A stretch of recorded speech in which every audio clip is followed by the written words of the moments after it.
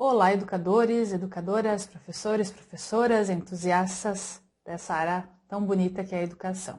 Meu nome é Thalita Moreto, eu sou jornalista, pedagoga, especialista e mestre em tecnologias e educação e também sou professora de educação midiática. O assunto que eu trouxe aqui para vocês é como a educação midiática pode nos ajudar a entender a inteligência artificial. São dois temas que ficaram muito populares, que nós ouvimos o tempo todo e que muitas vezes causam um certo receio e muitas vezes até causa uma certa desimportância. E por que eu falo isso? Eu trabalho com educação midiática desde 2008. E quando eu comecei, a internet ainda estava engatinhando, mal entrava nas escolas, não existia esse negócio de ter celular em casa, com acesso a diversos vídeos, aplicativos, jogos. Não existia uma grande preocupação sobre o uso que principalmente os alunos, ou as crianças e os adolescentes, faziam desse tipo de tecnologia. Existia sim, à época, os videogames, por exemplo, que era já um problema entre principalmente os adolescentes, né? A gente ouvia muito os pais reclamando que eles queriam ficar muito tempo nos jogos, não fazer muitas atividades ao ar livre. Então essa preocupação com relação ao uso de uma tecnologia específica, que era um videogame, ela existia essa preocupação, existia inclusive essa discussão. Mas não existia uma preocupação quanto ao uso da internet e das tecnologias digitais. E o que acontece, né? Conforme a internet foi ganhando mais espaço e foi crescendo, nós fomos nos entusiasmando com ela. Nós fomos adorando ela. E nós fomos exigindo que cada vez mais ela ficasse sofisticada para nos atender. E é importante a gente partir desse pressuposto de que as coisas só evoluem, só ficam sofisticadas, só ficam melhores para nós devido a uma demanda que nós colocamos, devido a necessidades que nós colocamos. E eu fiz essa breve introdução porque é necessário, antes de discutir educação midiática nas escolas, a gente entender o que é educação midiática no coletivo, a educação midiática para todos. Vou dar aqui uma contextualização de onde eu estou. Eu estou no meu escritório, e o meu escritório aqui, todo mundo deve estar olhando aqui, o que eu estou mostrando aqui na câmera, não é uma salinha fechada, não é um ambiente isolado, onde eu entro, fecho a porta e faço todas as minhas atividades. Esse meu escritório, ele fica na sala da minha casa, ele está totalmente aberto para cá, que vocês não estão vendo nada. Mas logo aqui ao lado eu tenho minha mesa de jantar, eu tenho um espaço de brinquedos dos meus filhos, eu tenho logo a sala de TV. Então eu estou inserida aqui num espaço coletivo, porque eu não tenho na minha casa um espaço isolado próprio para isso. Eu trabalho em sala de aula presencial e eu trabalho em casa em home office. Eu tenho computador com internet, eu tenho um celular, que eu estou utilizando esse celular com uma tecnologia fantástica que me permite gravar um vídeo. Eu estou utilizando um ring light para ter uma iluminação mais bacana aqui do espaço. Meus filhos são pequenos, eles têm brinquedos, eles têm área externa para brincar, mas eles também têm tecnologia. Eles também utilizam o celular, eles assistem a vídeos, eles assistem a televisão, eles também estão inseridos nesse meio de tecnologia. Para eu me deslocar da minha casa até a escola onde eu trabalho, eu utilizo o Waze. Embora eu vá praticamente todo dia para a escola, o Waze é um certo conforto. Eu sei para onde eu estou indo, eu conheço pelas ruas, mas vai que ele me indique um caminho melhor a ser seguido, menos trânsito, e também aquela tranquilidade de saber que tem alguém ali me guiando, mostrando o meu caminho. Pensar que antigamente eu tinha que me deslocar para os locais e saber para onde eu estava indo, que não tinha nada para me ajudar, a não ser que eu soubesse ler aqueles mapas impressos, né? E é importante a gente pensar em tudo isso, porque quando a gente entra numa sala de aula, muitas vezes a gente esquece da onde a gente veio. Então eu estou num espaço coletivo, que é o único espaço que eu tenho aqui na minha casa, onde eu pude criar meu escritório. Eu tenho todas as ferramentas que eu preciso para trabalhar e as ferramentas que eu gosto. Então eu tenho as que eu preciso e as que eu gosto. Então eu tenho coisas que eu preciso fazer por uma necessidade e eu tenho coisas que eu gosto de fazer, por gostar. Então às vezes eu utilizo o meu celular para gravar um vídeo como esse, uma palestra para um evento bacana, com vários educadores, para discutir temas atuais pertinentes e relevantes para a prática desses profissionais, como também utilizo para ver minhas séries, para assistir os meus vídeos no YouTube, para escutar meu podcast, principalmente enquanto eu estou dirigindo e utilizando o Waze. Eu utilizo para trocar mensagens de uma maneira muito rápida com os meus contatos. Eu utilizo para marcar uma consulta no médico, não preciso mais ligar para o médico, agora tem outras formas de fazer isso que me facilita muito o dia a dia, adoro, né? Não ter que precisar me deslocar ou fazer uma ligação, ficar aguardando na espera. Eu utilizo para fazer compras online, que também facilita muito, que eu não gosto de sair de casa para fazer compras, eu acho que é muito cansativo. Às vezes eu gasto muito tempo, eu gasto combustível, enfim, eu prefiro o que eu conseguir fazer online, receber na minha casa, eu vou fazer. Então, compras online que sejam mais práticas para mim, eu vou fazer. E agora é fantástico, porque quantas vezes eu fiz compras que eu tinha que esperar um mês para chegar, 2, 3 semanas. Agora, eu já sei quais sites que se eu comprar agora, hoje, eu posso receber até amanhã de manhã. Se eu tivesse comprado na manhã de hoje, eu poderia ter recebido hoje à tarde. E mesmo quando não recebo assim com essa certa rapidez, na hora que eu estou concluindo minha compra, o site já me dá ali o prazo que eu vou receber. Então eu consigo até mesmo me organizar para saber exatamente quando eu vou receber aquele produto e se ele vai chegar no tempo que eu preciso. Tudo isso tem relação com a evolução tecnológica e com as necessidades dos seres humanos. Tá bom, Thalita, mas você está falando tudo isso e a gente aqui está querendo saber de educação midiática e inteligência artificial. Então eu vou contar uma historinha para vocês, tá? Uma historinha da vida real. Eu trabalho com educação para as mídias, pelas mídias, com as mídias que ninguém chamava de educação midiática, isso desde 2008, cerca de 15 anos já que eu trabalho com isso. E assim, as escolas que trabalhavam com isso, elas gostavam, era algo que estava dentro das escolas por uma adesão, né, por um interesse das escolas, mas eu não vou dizer assim que era extremamente importante. Tá? Então é como se fosse uma atividade extra, né, uma atividade diferenciada, mas não se dava uma importância, sabe? Assim, aquela importância, aquela relevância, aquilo. Se tinha, tinha, se não tinha, também não ia fazer diferença, né? Então as escolas, elas aderiam a esse tipo de projeto como algo a mais. Se não fosse acontecer, elas continuariam com o seu ritmo normal. Só que paralelo a isso, as tecnologias foram evoluindo. E eu percebia que esse pensamento de que não é tão importante assim, se tem, se não tem, não faz diferença, porque na escola uma grade curricular, um sistema que nós temos, que nós conhecemos hoje, ele prioriza algumas disciplinas específicas, que os alunos são avaliados por isso, que o professor ele frequenta uma universidade, um ensino superior e se qualifica para dar aula de um componente curricular específico, que vai ter prova para o aluno, que vai ter exercício avaliativo, que vai ter uma nota do boletim, que vai dizer se esse aluno foi aprovado ou reprovado, se ele passa de ano ou repete o mesmo ano, se ele está preparado, né, para evoluir, para seguir em frente, para fazer uma prova como um Enem, uma prova de vestibular, para continuar os seus estudos. E essa parte de abordagem com a mídia, ela não tem essa importância. Não tem uma nota, não tem uma prova, não tem uma avaliação, nem quantitativa, a respeito disso. Então, eu sempre trabalhei com isso, sempre com muito entusiasmo, com muita vontade, mas eu percebi, assim, que a importância até geral da sociedade não era muito voltada para a educação.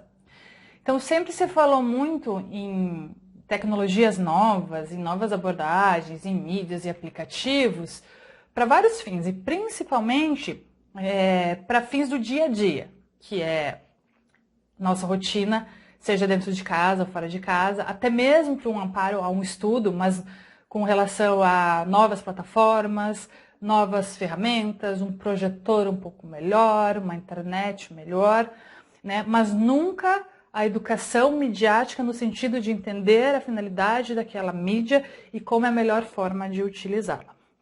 E daí, eis que teve uma reformulação, nós temos agora a Base Nacional Comum Curricular, a BNCC.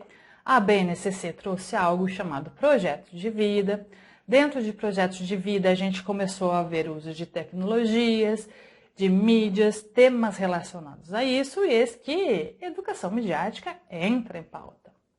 E é por isso que eu fui convidada para ser professora de educação midiática na grade curricular. E eu achei isso fantástico. Você imagina ali, o aluno, numa manhã, ele vai ter uma aula de língua portuguesa, de geografia, de história, de matemática e de educação midiática.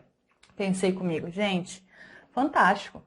Porque uma grande reclamação de professores e de pais, né, é que eles ficam muito no celular, fazendo coisas aleatórias, nem sempre coisas produtivas, e que aquilo muitas vezes não tem relevância alguma, assim, uma aplicação importante para a vida daquele jovem, que eles não sabem muito como utilizar. Então pensei comigo, nossa, agora é a oportunidade, eu vou chegar numa sala de aula, os alunos vão amar a minha aula. Imagina, eu vou chegar lá para falar sobre tudo aquilo que eles gostam.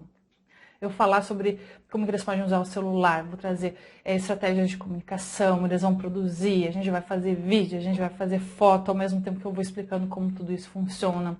Eu vou explicar sobre fake news dentro da sala de aula, porque ouvir sobre fake news nos grupos familiares, nos grupos de amigos, fora da escola é uma coisa, agora dentro da sala de aula com uma pessoa especialista, eles vão amar, eles vão amar. E eu cheguei com esse entusiasmo numa sala de aula, para que eles se sentissem agora assim amparados. Olha, isso que vocês gostam de fazer, a gente vai fazer nessa aula. E sabe o que foi que aconteceu? Eu quebrei a cara. Bonito.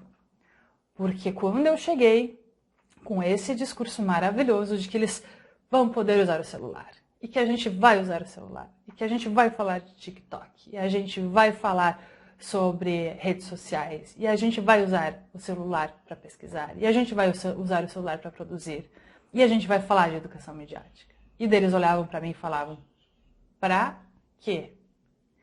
Para que serve essa aula? Não estou entendendo. Para que eu preciso disso? Eu acho que isso não serve para nada. É aula livre? E eu me deparei com todas essas situações. E no começo eu fiquei frustrada.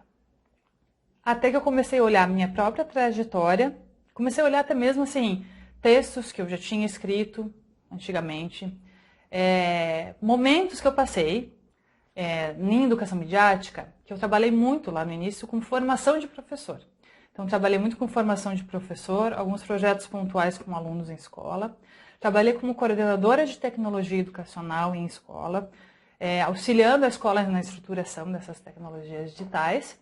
Então, eu já tinha um vasto conhecimento sobre o que era a escola, o que cada profissional ali dentro precisava, como que os profissionais vivenciam a escola, quais são as suas dificuldades.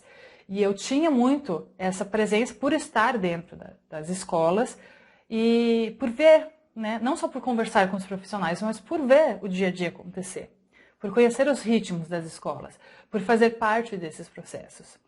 E eu comecei a observar que, conforme as tecnologias foram evoluindo por uma demanda nossa, um pedido nosso, então a gente pede o tempo todo uma internet mais rápida, é 2G, é 3G, é 4G, é 5G, a gente pede o tempo todo que essas plataformas de streaming nos ofereçam cada vez mais conteúdo e que os vídeos não travem, que a gente consiga ver uma série, por exemplo, no nosso celular, viajando na estrada, com uma boa conexão de internet, sem ser interrompido, que a gente consiga abrir um aplicativo de maneira rápida, que quando a gente acessa o nosso computador, não demore para abrir uma página, que a gente salve um documento rápido, que a gente envie um e-mail com rapidez, que a gente receba uma mensagem instantânea, mas que a gente também faça uma videoconferência, que a gente também mande um áudio pelo celular.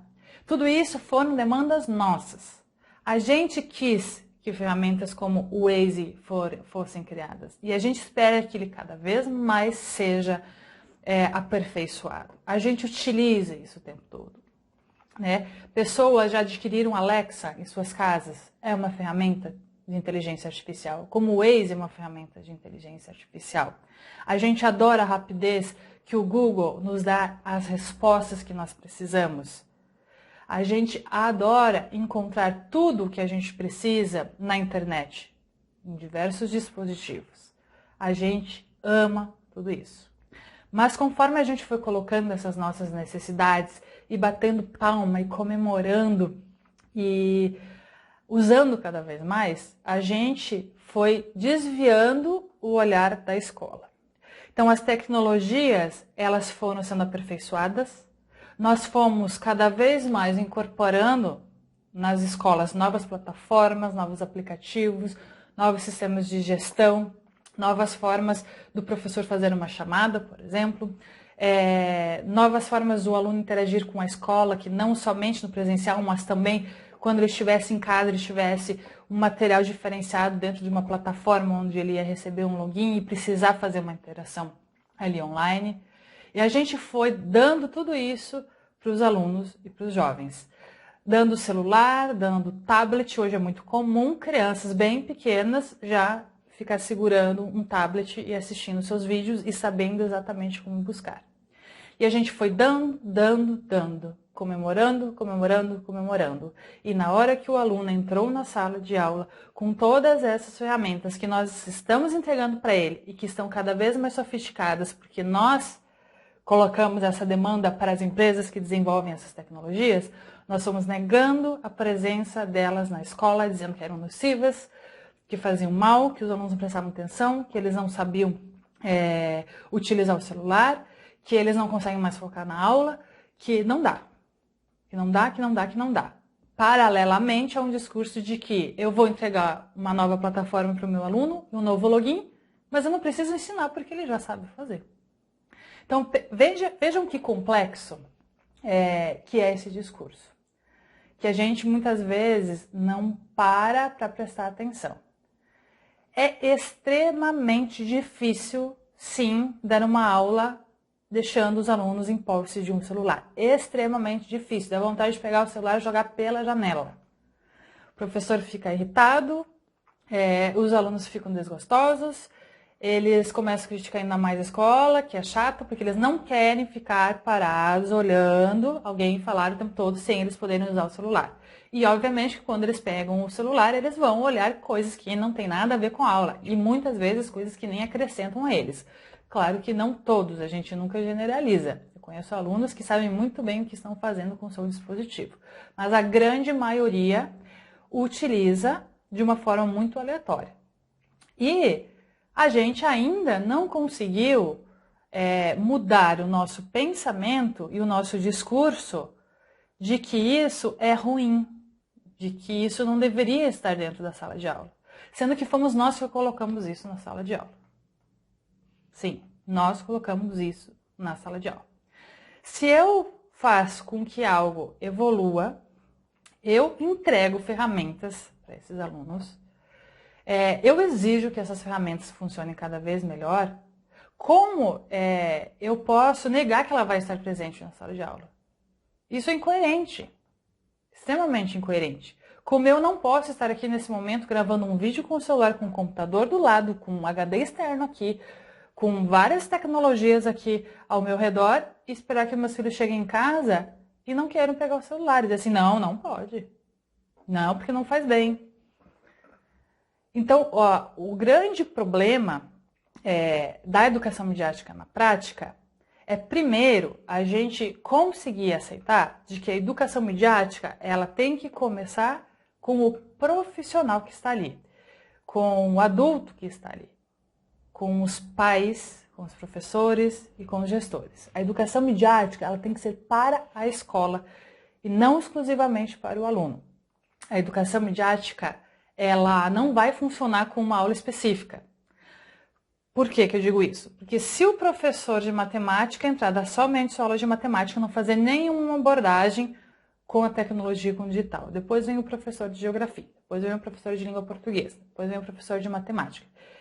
Cada um no seu bloquinho ali, né? Pensar o seguinte, a escola é feita de bloquinhos de 40, 45, 50 minutos.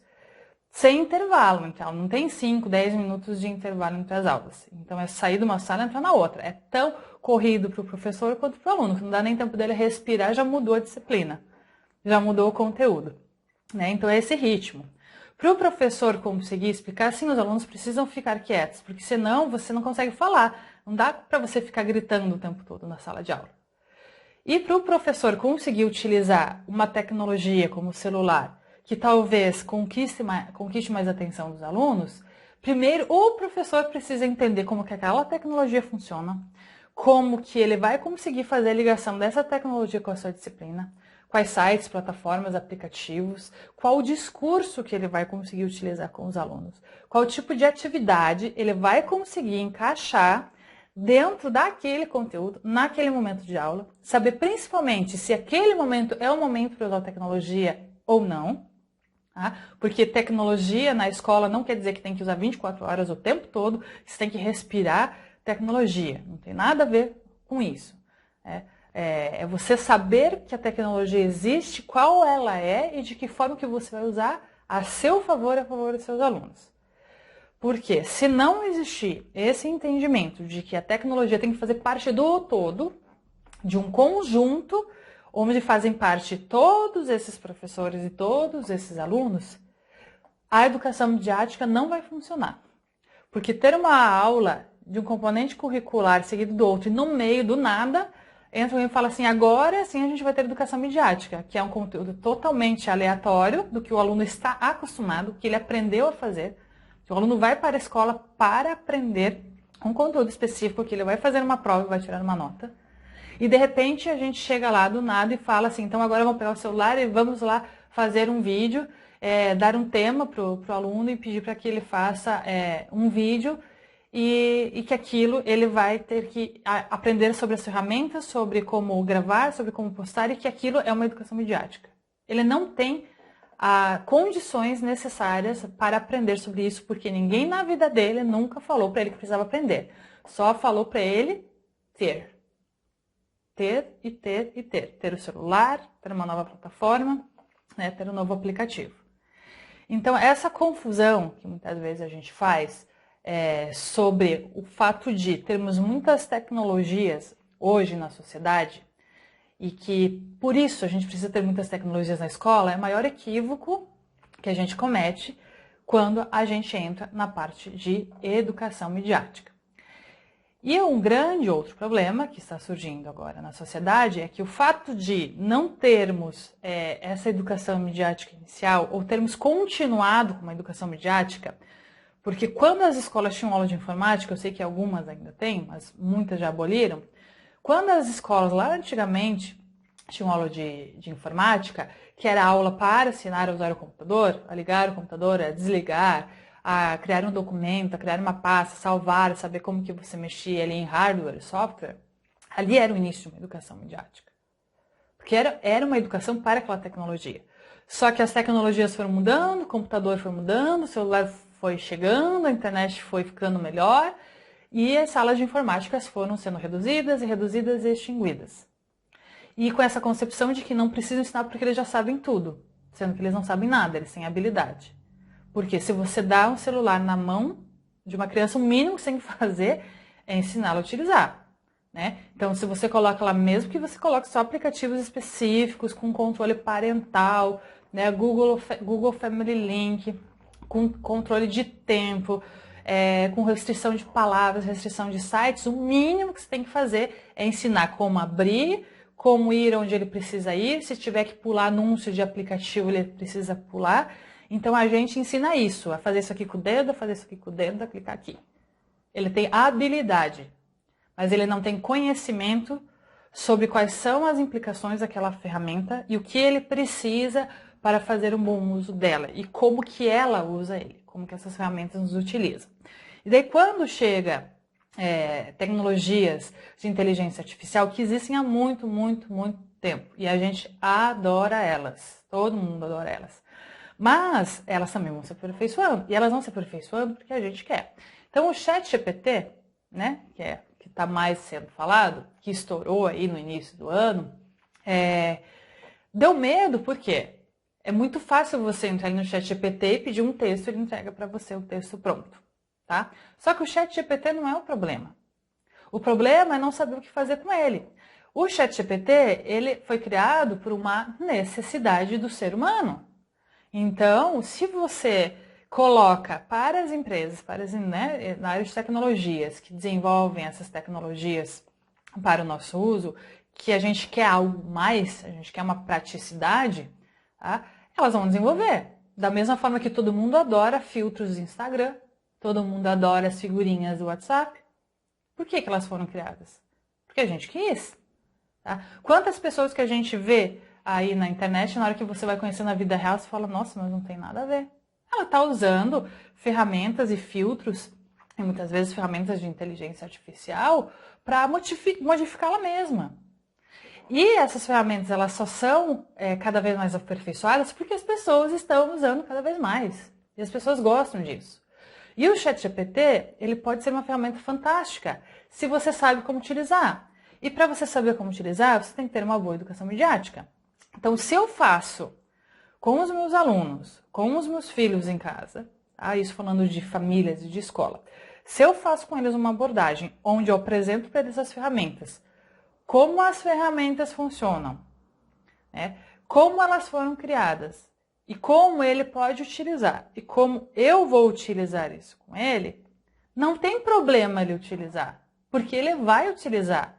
É que ele vai utilizar da maneira como ele acha que deve ser. Né? Ele vai buscar, por exemplo, no Google, ele vai colocar perguntas no Google e vai encontrar respostas aleatórias. Porque se ele não tiver uma educação midiática sobre filtro, sobre fonte, né, sobre quem produz, quem é autor, para ele tanto faz, ele vai clicar em qualquer link, ele pode acreditar em qualquer coisa. Então o problema não está nas ferramentas, mas está numa educação midiática que precisa começar com nós, com os professores, com os pais, com os adultos que estão tutorando esses jovens, essas crianças, esses adolescentes. A educação midiática na prática, ela não funciona como uma disciplina isolada do contexto escolar. Então a gente pode se esforçar o máximo que for, entrar lá, fazer uma aula de educação midiática, pode demorar 1, 2, 3 meses para os alunos entenderem, se envolverem. A gente pode fazer atividades fantásticas, diferentes, que eles vão gostar, que eles vão aprender. Mas quando ele sair dessa aula, ele for para uma aula de outra disciplina, e o professor chegar lá e falar assim, não pode usar ChatGPT, não pode usar o celular, vocês não conseguem prestar atenção, esse celular só está atrapalhando, e não faz nenhuma contextualização, ao inverso, de como eles podem utilizar aquelas ferramentas que a gente já está vendo que eles utilizam. O professor sabe que ele vai chegar na sala de aula, o aluno vai estar ali com o celular escondido. Então, se o professor não tem uma boa educação midiática para que naquela aula dele, que não é uma aula isolada de educação midiática, não é chamar um profissional para vir dar aula de educação midiática, mas para ele entender que naquela aula dele, do componente curricular dele, de que forma que ele vai utilizar aquela ferramenta a seu favor. Para que os alunos percebam que sim, ele pode usar e que existem formas de utilizar isso de uma maneira legal, de uma maneira bacana, para que não fique o tempo todo o professor pedindo para desligar, o tempo todo o professor pedindo atenção e o tempo todo o aluno falando, ai que saco. Porque se deixar hoje da forma como os alunos aprenderam, o que os alunos, até vou mudar um pouquinho, da forma como os alunos aprenderam o que é escola e como eles devem se comportar na escola, eles aprenderam que é um lugar chato, que eles têm que ficar lá sentado, não pode pegar o celular, não pode conversar, não pode olhar para o lado e tem que prestar atenção. E eles não têm mais esse perfil. Né? Eles não conseguem ficar quietos, eles precisam de movimento. Eu preciso dar aula? Sim, preciso dar aula. E é horrível. Assim, horrível ficar o tempo todo pedindo atenção, porque às vezes até mesmo uma abordagem bacana de uma aula de educação midiática como a minha, eu preciso explicar, eu preciso falar assim, olha, hoje a gente vai fazer isso. Eles precisam ter alguns minutos de atenção para a gente explicar o que eles precisam fazer. E nem isso eles conseguem mais. Então, enquanto a gente não entender que a educação midiática, ela não pode entrar na escola com uma atividade específica, isolada, no momento e num tempo certo para acontecer, mas que sim, ela precisa ser inserida numa formação geral daquela equipe.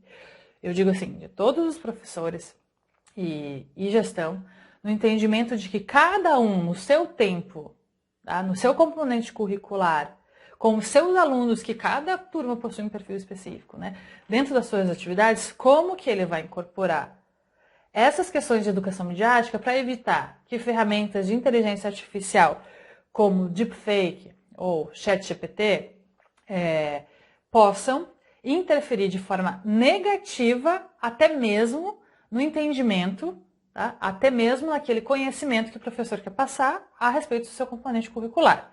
Falando isso de outras maneiras, para que o aluno aprenda de uma forma com qualidade, de uma maneira saudável, de uma maneira bacana, coerente, produtiva, o conteúdo da sua disciplina, é preciso que ele consiga mostrar para os alunos que essas ferramentas que eles estão utilizando podem fazer parte dessa disciplina. Porque se o professor não conseguir mostrar que essas ferramentas podem fazer parte da disciplina dele, os alunos vão utilizar elas de maneira errada e até mesmo, muitas vezes, distorcer aquilo que o professor está falando. Porque ao invés de prestar atenção no que o professor está falando, ao invés de fazer as atividades que o professor está propondo, ele vai, à sua maneira, do seu jeito, do jeito que ele bem entender, entrar numa ferramenta de inteligência artificial ou no buscador de internet e buscar aquele conteúdo de diversas maneiras, sem filtro, sem entendimento do que ele está fazendo, vai encontrar respostas aleatórias que vão se contrapor ao que o professor explicou e muitas vezes vai até bater de frente com o professor e começar a questionar sobre aquilo que o professor está dando numa aula. Não sei se alguém já passou por isso, mas isso acontece. Então, quando a gente tem uma educação midiática estruturada de uma equipe e a gente entende que essa educação midiática ela é nossa, de um sistema que nós criamos, de uma demanda que nós colocamos para a sociedade, dentro de um perfil de público que quer cada vez mais praticidade e cada vez mais inovação, e de que crianças são crianças, adolescentes são adolescentes, e que eles precisam ser tutorados nesse sentido, e que a educação midiática não é só para o aluno, a gente vai conseguir chegar àquele ponto onde não se grita mais, conversa, não briga mais, mas trabalha junto. Onde a gente sempre fala assim, o aluno no centro da sua aprendizagem. Eu também fico meio receosa com relação a isso, falar o aluno no centro da sua aprendizagem, porque eu não sei se ele está preparado para ser o centro. Eu acho que o professor precisa partir do centro, mas identificar onde cada elemento compõe que está ao redor do centro. Talvez se a gente pensar que o centro é o conhecimento e que os alunos e os professores estão ao redor, e como que todos esses elementos interagem com o centro, talvez seja uma estratégia mais assertiva. Talvez. Mas a educação midiática na prática, ela está na prática do professor, na prática dos tutores, na prática dos pais, para que isso seja repassado para os alunos numa prática coletiva, onde todos entendem que educação midiática é para todos e que as tecnologias, elas são boas, sim, e que eu posso utilizá-las, sim. Eu só preciso saber como isso funciona. Tá? Eu trabalho com isso há bastante tempo. Se alguém quiser me acompanhar mais nos meus canais, eu vou deixar aqui embaixo. Vocês também têm acesso ao meu currículo, aos meus contatos. E estou à disposição caso queiram conversar mais a respeito desse tema, que é extremamente importante, que em meia hora a gente não consegue, né, colocar todas as dimensões, todos os aspectos relevantes. Mas espero ter contribuído um pouquinho aí e dado um pouquinho de luz aí para a prática de vocês. Um abraço a todos.